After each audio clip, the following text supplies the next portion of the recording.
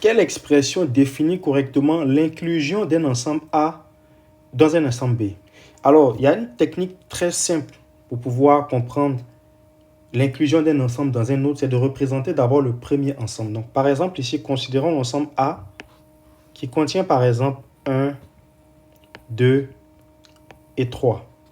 Et considérons par exemple l'ensemble B qui contient l'ensemble A, mais qui a aussi 4, 5 et 6. Donc ici, on a l'ensemble A et notre grand ensemble ici, c'est l'ensemble B.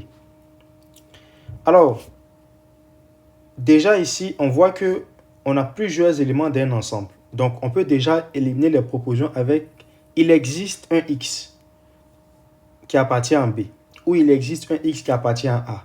Donc déjà, la première proposition ici et la dernière proposition ici ne sont pas bonnes. Alors, on peut maintenant regarder les deux propositions qui nous restent. Pour X appartenant à A, X appartient à B. Quand on regarde ici notre image, on voit que c'est vrai. Donc, par exemple, si on prend 1, il est dans l'ensemble A, le chiffre 1 est dans l'ensemble A, mais il est aussi dans l'ensemble B.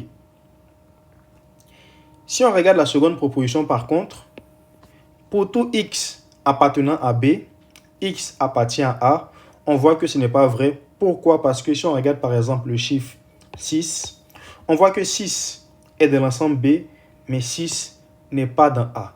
Donc voici ici comment est-ce que vous pouvez représenter une inclusion qui n'est pas stricte. Donc par exemple A qui est inclus dans B.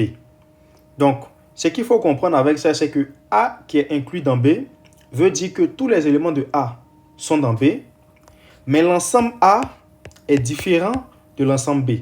Donc, B est un ensemble qui peut contenir plus d'éléments que A.